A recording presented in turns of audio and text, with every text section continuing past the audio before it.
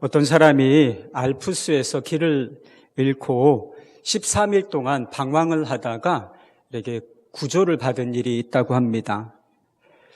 이 사람은 길을 잃어버린 상황에서 길을 찾기 위해서 하루에 12시간씩 필사적으로 걸었다는 것입니다. 그런데 나중에 알고 보니까 반경 6km 안에서 계속 이렇게 돌고 또 돌고 하는 그런 상황이 계속되었다라고 하는 것입니다. 이렇게 지형이 구분되지 않는 곳에서는 길을 제대로 찾기가 어려운 것이고 사람이 똑바로 걸어가기가 참 어려운 것입니다. 그리고 사람이 눈을 가리고 걷게 되면 20m를 걸을 때마다 4m의 간격, 나는 똑바로 간다고 생각하는데 20m를 걸으면 4m 정도를 벗어나게 된다는 거예요. 그리고 100m쯤을 가게 되면 원을 그리면서 이렇게 회전하게 돼 있다는 것입니다. 눈을 가리고 걸으면 그렇다는 거예요. 이런 현상을 윤형 방황이라고 부릅니다. 그러니까 원을 그리면서 방황한다, 돌고 또 돈다라고 하는 의미를 가지고 있는 것입니다. 그렇다면 어떻게 해야 똑바로 걸을 수 있겠습니까? 한 20보에서 30보를 걸은 후에 계속 가지 아니하고 잠시 멈추었다가 또 새롭게 출발한다는 느낌으로 20보, 30보를 다시 가는 것입니다. 그리고 거기서 멈추었다가 또 새롭게 출발한다라고 하는 느낌으로 또 20보, 30보를 가게 되면 눈을 가리고도 비교적 바르게 똑바로 걸어갈 수 있다는 이야기를 들었습니다. 인생을 방황하지 않고 걸을 수 있으려면 잠시 멈춤이라고 하는 시간이 필요하다라고 하는 사실을 보여주는 이야기라고 생각이 듭니다. 우리는 한 해 동안 여러 가지 절기들을 지나왔습니다. 여러 가지 멈춤의 포인트가 있었다, 이렇게 말씀드릴 수가 있는 것이지요. 절기라고 하는 것을 형식적으로 지키면 아무 의미가 없습니다. 그러나 정말 절기를 그 정신에 합당하게 지키게 되면 그것이 우리의 인생을 똑바로 걸어갈 수 있는 힘이 된다고 믿습니다. 여러분, 지금 우리는 송구영신 예배로 모였습니다. 송구영신 예배는 사실은 공식적인 절기는 아닙니다. 송구영신 예배는 어떻게 보면 한국에만 있는 그런 예배 형태라고 말할 수가 있어요. 그래도 공식적인 절기는 아니지만 잠시 멈추어서 2018년을 돌아보고 새로운 2019년을 새롭게 출발할 기회를 얻은 것입니다. 다르게 표현하면 인생을 똑바로 걸어갈 수 있는 기회를 얻은 것이다라고 하는 것이죠. 우리가 잠시 멈추어서 무엇을 생각해야 하는 것일까요? 새롭게 출발하기 전에 무엇인가 생각하고 돌아보아야 할 것이 있는 것입니다. 어떤 분들은 한 해를 돌아보면 참 힘들고 어려웠던 일들만 생각나시는 분들도 있으실 겁니다. 그리고 어떤 사람이 내게 큰 상처를 입혔던 것, 그 고통, 상처, 아픔, 이런 것들이 떠오르는 분들이 있으실지도 모르겠습니다. 그것이 우리가 기억하기 쉬운 것이죠. 사람이라는 것이 그런 것 같습니다. 아주 어려운 일, 그리고 상처받은 일, 그 상처를 준 사람, 이거는 몇십 년이 지나도 잊어버려지지 않는 것이 사람의 기억력인 것 같습니다. 전인권 씨가 부른 걱정 말아요 그대라고 하는 노래가 있습니다. 여러분, 이 노래 아십니까? 이 노래의 일부분 가사를 제가 한번 읽어드려 볼게요. 그대 아무 걱정하지 말아요. 우리 함께 노래합시다. 그대 아픈 기억들 모두 그대여. 그대 가슴에 깊이 묻어버리고 지나간 것은 지나간 대로. 그런 의미가 있죠. 떠난 이에게 노래하세요.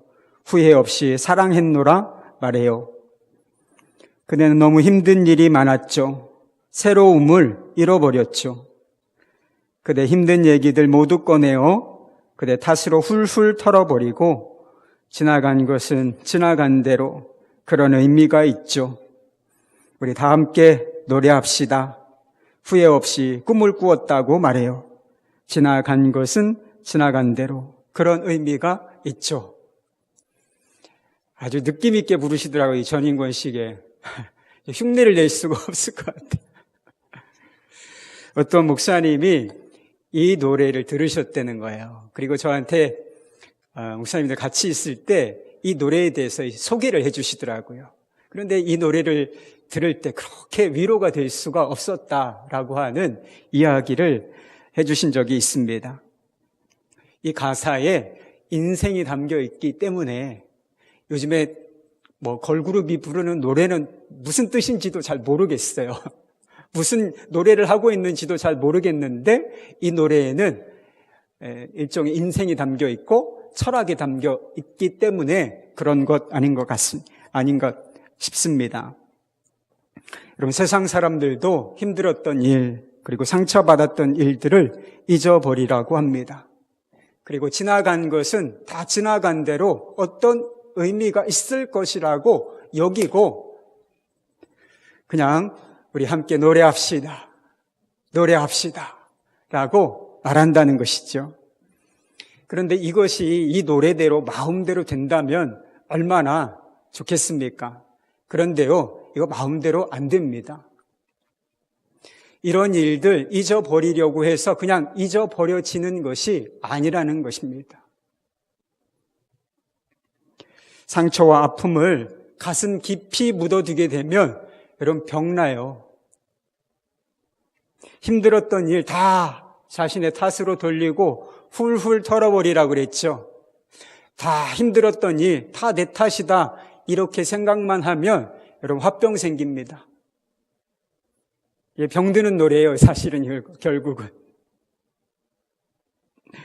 그러나 예수 믿는 사람들에게는 이런 것들을 잊어버리고 떠나보낼 수 있는 지우개가 있어요.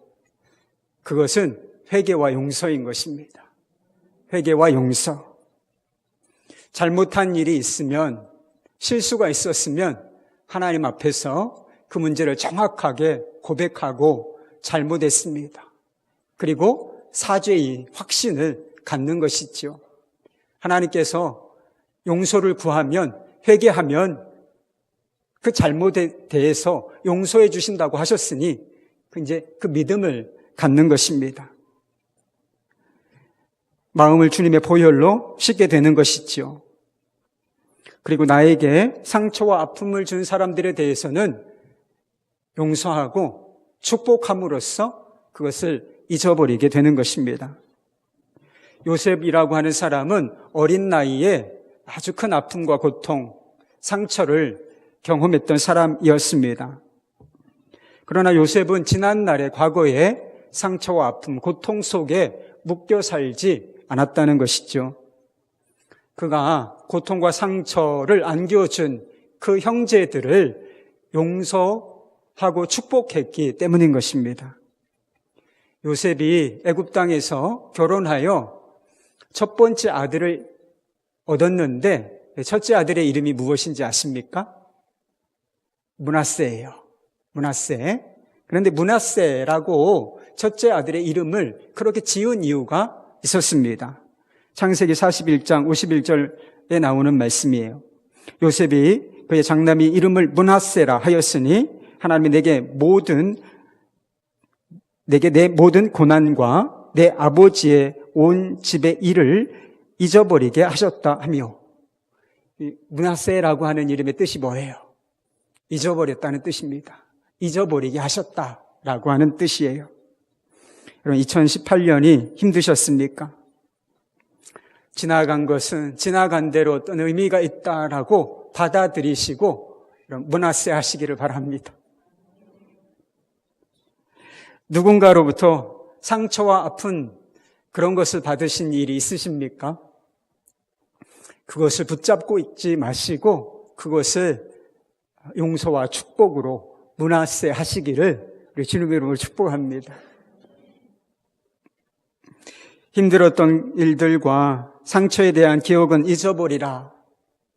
그런데 우리가 기억해야 할 것이 또한 있다라고 우리 주님 말씀하십니다. 그것이 바로 하나님의 은혜입니다. 2018년을 이 365일이죠.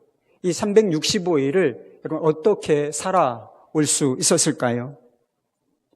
여기에 계신 분들 거의 모든 분들이 아주 성실하게 그리고 열심히 노력하며 한 해를 살아오셨을 것이라고 저는 분명히 믿고 있습니다. 허투루 방탕하게 살았던 분 거의 없을 것이다. 그렇게 생각하고 있습니다. 잘하셨습니다. 열심히 성실하게 한눈 팔지 않고 살아오신 것 정말 잘하신 것입니다.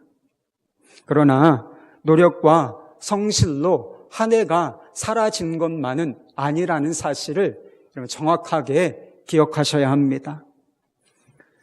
이 하나님의 은혜가 우리를 붙들고 있었기 때문에 이 험난한 광야와 같은 이 2018년을 우리가 살아낼 수 있었다라고 하는 것이지요. 본문의 말씀은 그 배경이 이스라엘 백성들이 40년 광야 생활을 마치고 이제 가나안 땅, 하나님께서 약속하신 땅을 들어가기 바로 직전 상황입니다. 40년 광야 생활이 얼마나 힘들고 척박하고 어려웠습니까? 그러나 그 험난한 세월을 통과해낸 것이지요. 이 험난한 세월, 정말 아무것도 볼 수 없는, 기댈 것이 없는 그런 광야에서 이들이 40년을 어떻게 살아낼 수 있었는가? 모세가 죽기 전에 이스라엘 백성들에게 꼭 잊지 말아야 할 것이 있다라고 말해준 적이 있습니다. 자신은 약속의 땅에 이 이스라엘 백성들과 함께 들어갈 수 없다라고 하는 사실을 알고 있었기 때문에 이 이스라엘 백성들이 약속의 땅을 들어가기 전에 꼭 해주고 싶은 그 유언과도 같은 말이 있었다라고 하는 것이죠. 그것이 신명기 8장에 나옵니다. 신명기 8장 2절 4절 제가 중간에 읽어드려 볼게요. 내 하나님 여호와께서 이 40년 동안에 내게 광야의 길을 걷게 하신 것을 기억하라. 이 40년 동안에 내 의복이 헤어지지 아니하였고 내 발이 부르트지 아니하였느니라. 30절 말씀.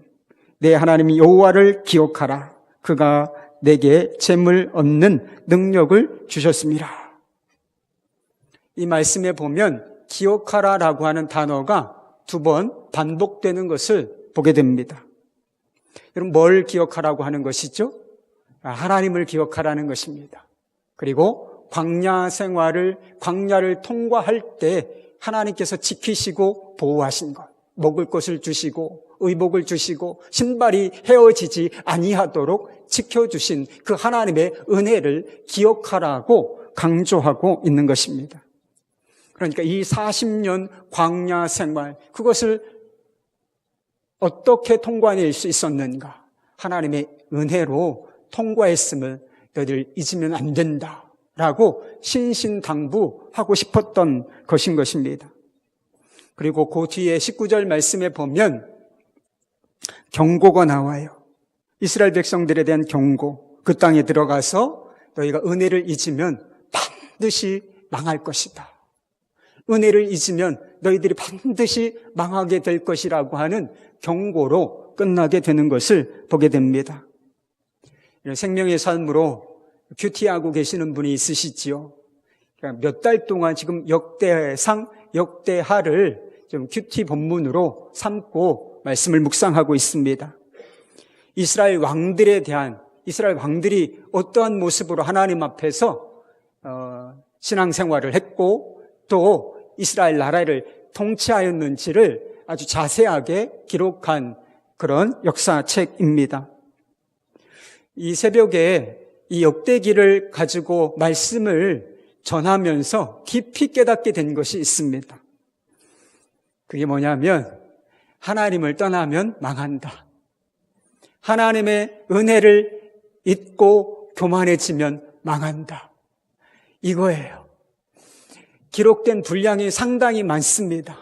그리고 여러 왕들을 통해서 다양한 삶의 양태를 보여주지만 이거 하나를 전하려고 하는 거예요. 말씀을 전하기가 어려워요. 왜? 계속 이 메시지니까. 하나님을 떠나면 망한다. 하나님의 은혜를 잊고 교만해지면 망한다. 우리가 결국 그래서 망한 것이다. 이것이 계속 반복, 지겨울 정도로 어떻게 보면 반복되고 있는 것을 보게 된다는 거예요. 그만큼 우리가 은혜를 망각하기가 쉬운 존재라고 하는 것을 이런 말씀들이 보여주고 경고하고 있는 말씀이라는 생각이 들었습니다. 여러분, 독립운동가의 신채호 선생이 그런 말을 남겼다고 하죠. 역사를 잊은 백성에게, 민족에게 미래는 없다. 여러분, 역사 교육이 왜 그렇게 중요합니까? 저는 국사가 좀 지겹던데요. 성적은 좋았어요. 암기를 잘했기 때문에. 그런데 배우는 건 좀 지겨웠어요. 대정, 대세문단세, 예성, 그 왕의 족보들도 다 외우고. 그런데 왜 이런 좀 불필요한 일 같은 것을 우리가 해야 하는 것입니까? 우리 다음 세대에 계속 왜 우리의 역사를 전하고 또 전해야만 하는 것입니까? 일제강점기, 부끄럽고 수치스러운 역사가 아닙니까? 밝히기가 우리가 노예 생활했다. 그게 여러분 자랑거리입니까? 그럼에도 불구하고 정확하게 정직하게 그 역사를 다음 세대에 가르쳐야 하는 이유가 무엇입니까? 그래야 미래가 있는 것이기 때문입니다. 역사를 통해 교훈을 받아야 우리가 어떻게 살아야 할지를 깨닫게 되기 때문에 역사를 잊으면 안 되는 것입니다. 예수 믿는 사람들에게는 이것이 어떻게 적용될까? 은혜를 잊은 사람들에게 미래는 없다는 것입니다. 은혜를 망각한 사람들에게 미래는 없다. 여러분, 왜 그렇습니까? 예수 믿는 사람들의 삶의 역사는 다 은혜의 역사이기 때문인 것입니다. 여러분, 은혜 없이 된 것이 무엇이 있습니까? 사도 바울이 그런 이야기 한 적이 있죠. 오직 나 된 것은 하나님의 은혜로 된 것이라. 자기가 잘나서 된 것이 아닙니다. 똑똑해서 된 것이 아니라 하나님의 은혜가 나를 이렇게 만들었고 나를 이 자리에 세웠다, 사도직에 세웠다라고 고백하는 것이었습니다. 여러분, 우리가 다 이렇게 이 모양으로라도 여기에 서 있는 것이 다 하나님의 은혜인 줄을 꼭 기억하시기를 축복합니다. 예수 믿는 사람들 중에 하나님의 은혜를 받고 살지 못하는 사람은 없습니다. 다 하나님의 충만한 은혜를 받고 살아가게 되는 것이지요. 하나님께서 죄인들을 위하여 그 아들을 십자가에 내어주신 은혜, 이 한 가지 은혜만을 보아도 얼마나 충만한 은혜가 우리의 삶을 덮고 있는지를 우리가 분명히 깨달을 수 있게 되는 것입니다. 문제는 우리가 이것을 기억하고 사느냐 아니면 그렇지 못한가라고 하는 데 있습니다. 은혜를 기억하는 것이 마땅한 것이고 또 소중한 것입니다. 뿐만 아니라 우리가 은혜를 기억할 때 새로운 은혜를 내다볼 수 있는 은혜가 주어진다라고 하는 것입니다. 복음성가 중에 그런 찬양이 있어요. 하나님 한 번도 나를 실망시킨 적이 없으시고 언제나 공평과 은혜로 나를 지키셨네.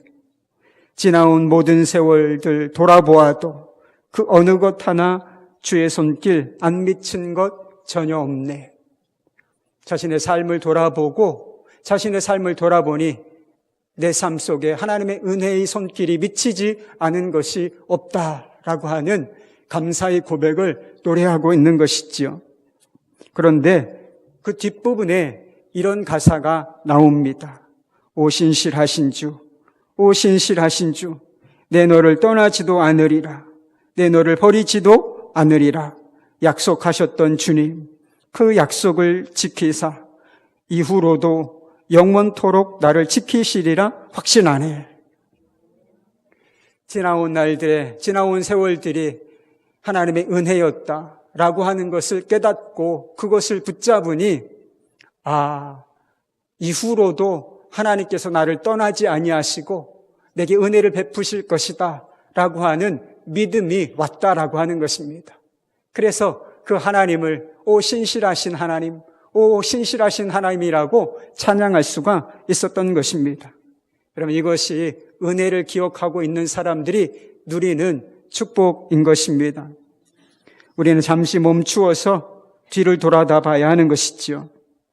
그리고 우리에게 베푸신 은혜를 기억하고 감사한 마음을 품는 것이 필요합니다. 그렇게 하셨다면 한 해를 잘 마무리하신 것이고, 그리고 내년 한 해를 또 똑바로 걸을 수 있는 기회를, 방향 감각을 얻게 된 것입니다. 그렇다면 두 번째 문제, 다가오는 새해는 우리가 어떤 마음으로 맞아야 할까? 여러분, 어떤 마음으로 내년 새해를 준비하고 계십니까? 아무 생각이 없이 새해를 맞았던 적이 더 많이 있습니다. 그러나 우리가 새해도 준비하고 준비된 마음으로 맞는 것과 그렇지 못한 것은 상당히 차이가 있을 것이라고 싶습니다.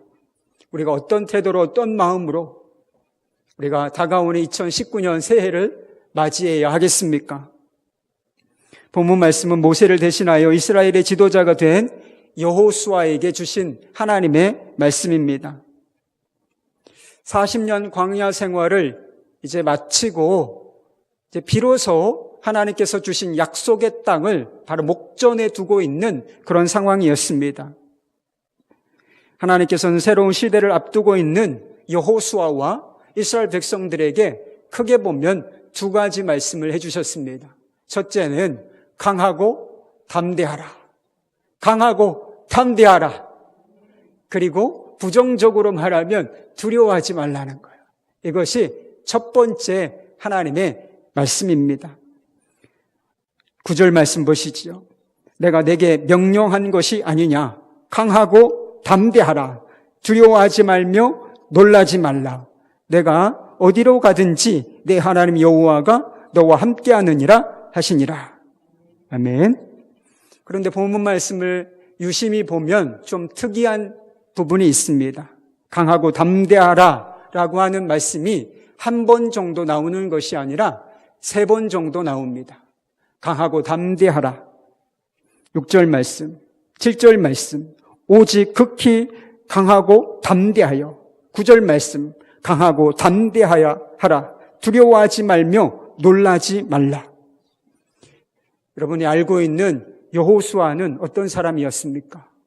우리 성경을 읽어보면 여호수아는 비교적 강하고 담대한 사람이었습니다.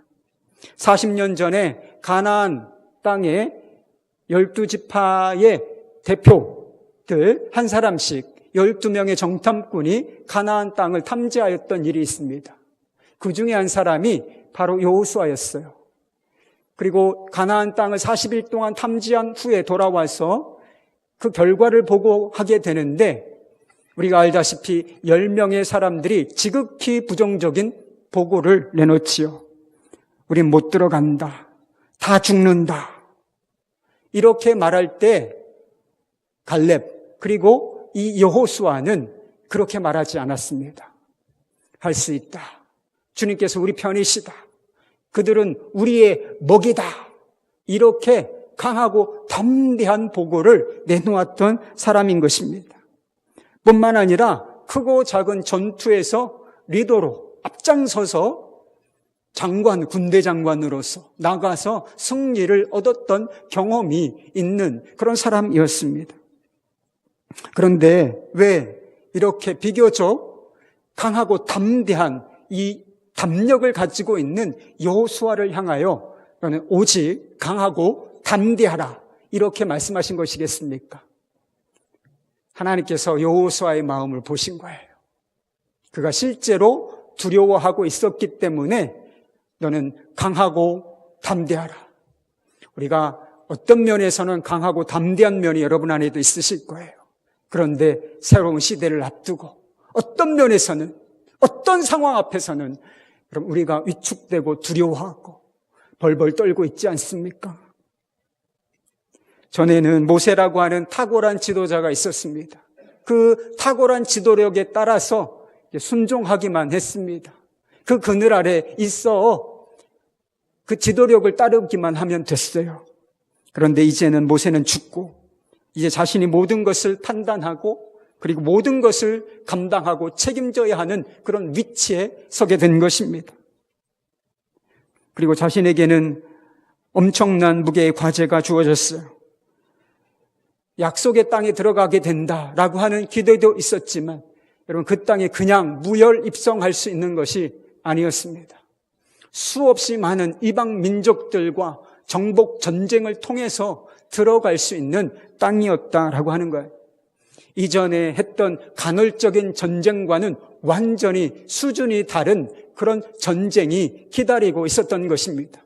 매일 전쟁, 매 순간 전쟁일지도 모르는 그런 앞날이 기다리고 있었다라고 하는 것이지요. 내가 이 일을 잘 해낼 수 있을까? 전쟁에서 승리하고 정말 하나님의 약속대로 그 땅을 차지해낼 수 있을까? 이런 두려움들이 여호수아의 마음속에 모락모락 피어오르고 있었다는 것을 우리 하나님께서 아시는 거예요. 그래서 그 두려움을 없애주시기 위하여 너는 강하고 담대하라. 너는 오직 강하고 담대하라. 너는 강하고 담대하라. 놀라지 말라. 라고 이렇게 연거퍼서 반복적으로 말해주신 것이라고 믿습니다. 여러분 2019년을 맞이하는 여러분의 마음은 어떻습니까? 기대감이 크십니까? 아무 생각이 없는 분들도 계시겠죠. 기대감이 있습니까? 아니면 2019년이 또 어렵겠구나, 힘들겠구나, 이런 염려가 또는 두려움이 있는 분이 혹시 있으십니까? 여러분 우리의 삶에는 항상 두려워할 만한 요소들이 있어 왔습니다. 인생을 뒤돌아보면 우리의 인생이 살기가 쉬웠던 때가 단 한 번이라도 있었던가? 철 모를 때만 있었습니다. 철이 든 이후로는 인생이 한 번도 쉽게 사라지는 것이 아니다. 인생이 쉬운 것이 아니다. 한 해도 쉬운 적이 없었다라고 하는 생각을 하게 된다는 것이죠. 여러분 내년에 힘든 일이 우리의 삶 가운데 있겠습니까? 그럴 것입니다, 여러분. 내년의 경기 전망이 어떻다고 하나요? 어렵다고 하죠. 그리고 어려운 것을 넘어서 아주 절망적이다. 이런 전망들이 나오고 있습니다. 그러나 이런 현실 앞에 서 있는 우리를 향한 하나님의 메시지, 하나님의 뜻은 무엇입니까? 강하고 담대하라는 거예요. 강하고 담대하십시오. 강하고 담대하라.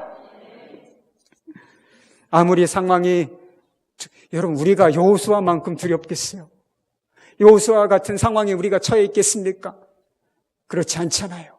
여호수아 같은 상황에 처해 있을 때에도 하나님께서는 강하고 담대하라, 강하고 담대하라 이렇게 말씀해 주셨는데 여러분 우리는 그것보다 수준이 훨씬 낮아요. 수준이 훨씬 낮습니다. 우리에게 주시는 메시지도 똑같아요. 강하고 담대하라 라고 하는 것입니다. 여러분 두려움이라고 하는 것은 그저 심리적인 문제가 아닙니다. 이 두려움이라고 하는 것은 배후에 영적인 역사가 있어요. 영적인 문제인 것입니다. 링에 오른 권투 선수가 상대방을 보고 두려움에 사로잡혔다라고 한번 생각해 보시기 바랍니다. 그것은 경기를 시작해 보나 마나 진 겁니다. 진 경기예요. 지금 우리가 이 시점에 우리 안에 두려움과 염려가 우리 마음을 사로잡고 있다고 한번 생각해 보십시오. 그러나 그렇다면 2019년을 시작해 보나 마나입니다. 여러분의 삶은 실패로 올릭줄 것이 분명합니다. 세상 앞에서 설설 기고 살 것이 분명하다는 것입니다.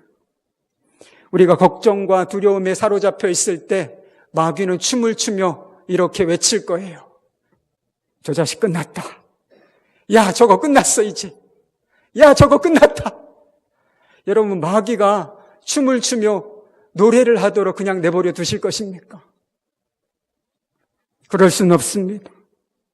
경기가 어렵다는 말에 마음을 여러분 빼앗기면 안 됩니다. 생각해보면 우리의 삶은 늘 쉽지가 않았죠. 경기는 늘 어려웠습니다. 삶이 힘들고 경기야 어렵겠지만 우리는 2019년을 어떻게든지 살아낼 것입니다.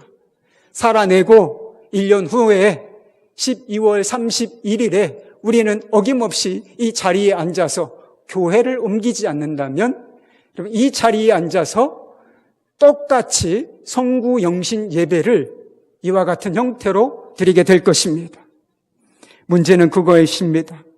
살얼음판을 걷는 것 같은 심정으로 이 한 해를 살 것이냐, 아니면 담대함으로 하나님께서 허락하신 이 한 해를 살아낼 것이냐.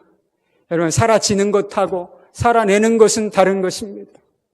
강하고 담대한 마음을 가지고 있을 때 하나님 허락하신 삶을 용기 있게 살아낼 수 있는 것입니다.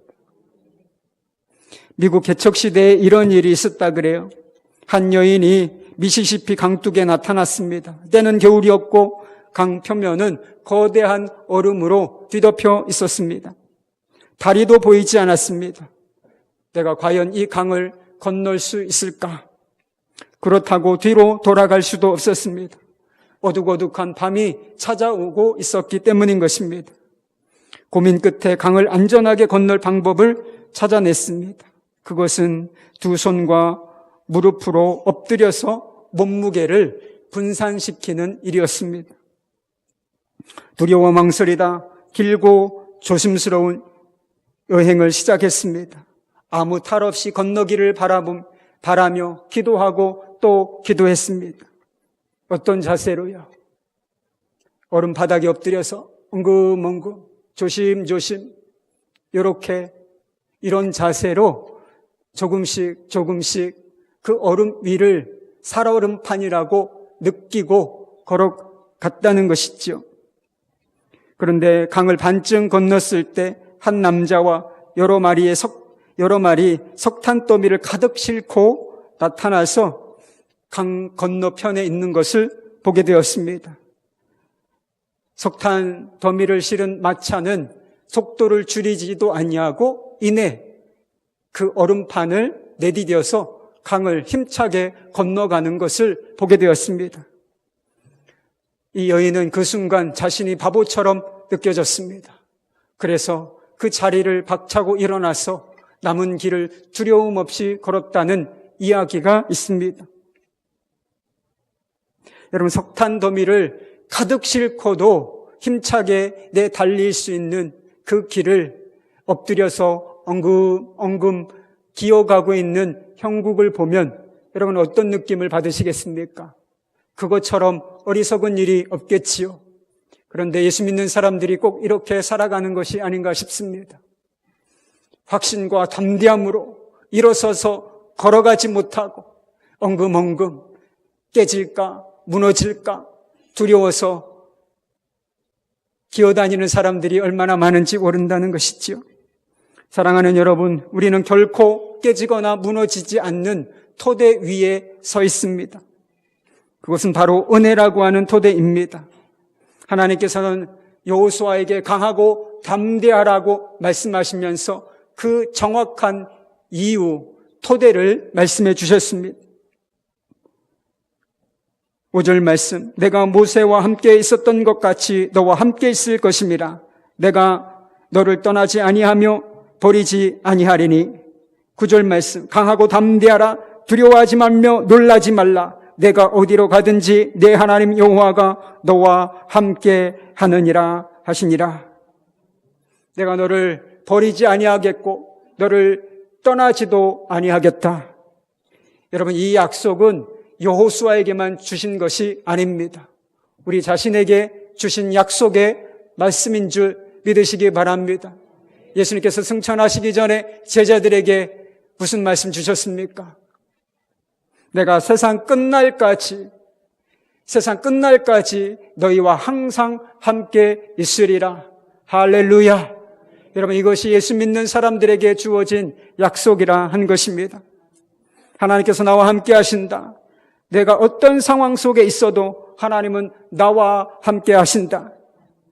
여러분, 우리가 이 믿음 안에 설 때에 우리 마음 안에 자리 잡고 있는 두려움이 떠나가는 것입니다. 거칠고 두려운 상황 속에서도, 험난한 상황 속에서도 우리가 담대함을 잃지 않을 수 있는 것을 여러분 믿으실 수 있기를 바랍니다. 어려울 것이다, 힘들 것이다, 여러분 너무 신경 쓰지 마시기 바랍니다. 여러분, 우리가 신경 써야 할 것이 있어요. 우리와 함께 하시는 주님이십니다. 주님께서 나와 함께 하신다. 그 주님을 바라보고 또 바라보는 것입니다. 아, 정말 주님께서 나와 함께 하시는구나. 여러분, 이것이 실제가 될 때까지 주님 바라보실 수 있기를 바랍니다. 그러면 어떤 상황 속에서도 우리가 담대함을 잃지 않게 될 것입니다. 하나님께서 여호수아에게 하신 말씀은 은혜 아래 서라라고 하는 것이고, 또 한 가지 말씀이 있어요. 그것은 우리가 말씀 안에 서야 한다라고 하는 것입니다. 7절 말씀입니다. 오직 강하고 극히 담대하여 나의 종 모세가 내게 명령한 그 율법을 다 지켜 행하고 우로나 좌로나 치우치지 말라. 그리하면 어디로 가든지 형통하리니. 여호수아와 이스라엘 백성들은 정복 전쟁을 눈앞에 두고 있었습니다. 전쟁, 칼로 하는 전쟁이지요. 그러나 그 진정한 승부는 어디에서 나는가? 믿음에서 나는 것이고, 하나님이 나와 함께 하신다라고 하는 믿음에서 나는 것이고, 또 하나는 말씀에서 그 승부가 갈라진다는 것입니다. 많은 사람들이 경제적으로 어려워질 것에 대해서 두려워합니다. 실직이나 사업 실패, 이것이 두려운 문제라고 생각합니다. 건강을 잃어버릴 것에 대해서 여러분 두려움을 갖고 있는 사람들도 있지요. 여러분, 그러나 진정한 실패는 무엇인가? 이런 믿음의 실패인 것입니다. 그리고 하나님의 말씀을 따라 살지 못하는 것, 이것이 우리의 진정한 실패가 되는 것입니다. 우리 앞에 놓인 상황은 여러분 녹록지 않아요. 그러나 우리 자신이 아무리 연약해 보여도, 우리 앞에 닥친 상황이 아무리 어려워도 여러분 믿음으로 싸우면 승리할 수 있습니다. 기도로 그리고 말씀으로 싸우면 승리할 수 있습니다. 형통이라고 하는 단어, 통과한다는 뜻을 가지고 있기도 해요. 잘 된다, 통과한다, 이런 뜻을 가지고 있는데, 난관이 있어도 믿음으로 싸우고 말씀으로 기도로 싸우면 여러분 반드시 그 어려움 통과해낼 수 있습니다. 여러분, 우리의 영혼이 잘 될 수 있는 거예요. 여러분이 하는 일도 잘 될 수 있음을 믿으시기를 바랍니다. 내년에 여러분의 삶이 형통하기를 바라십니까? 치열한 삶의 전투에서 승리하기를 바라십니까? 그렇다면 이 시점에서 한 가지를 분명하게 결단하셔야 하는 것입니다. 말씀으로 살 결단이 필요한 거예요. 말씀으로 살겠다. 내가 무슨 일이 있어도 2019년은 하나님과 동행하며 말씀으로 살아내겠다. 이 결단이 필요하다라고 하는 것이죠. 여러분, 이 결단이 여러분 안에 서 있지 아니하면 여러분 내년도 반드시 실패합니다. 여러분이 육체적으로 얼마나 잘 됐든지, 직장에서 얼마나 승진을 하든지, 사업이 얼마나 잘 됐든지 그건 중요한 것이 아닙니다. 말씀으로 살아내지 아니하면, 주님과 동행하지 아니하면 우리의 삶은 실패하는 것입니다. 여러분, 말씀으로 우리가 살기로 결단했다고 다 사라지는 것은 아닐 수 있습니다. 그러나 여러분 기억하셔요. 우리는 결코 무너지지 않는 은혜라고 하는 토대 위에 서 있다는 것입니다. 우리가 넘어져도 주님은 우리와 함께하여 주실 것입니다. 그리고 넘어진 자리에서 다시 우리를 일으켜 세우실 주님, 그분이 바로 우리 주 예수 그리스도이십니다. 이제 은혜라고 하는 토대 위에 서서 이제 말씀으로 살겠다, 말씀으로 승부를 내겠다, 기도로 승부를 내겠다, 여러분 결단 한번 해보시지 않겠습니까? 그동안 이리저리 세상적인 방법으로 살아왔던 것을 이제 십자가에 못 박고 이제 담대함으로 말씀으로 살겠습니다. 믿음으로 승부하겠습니다.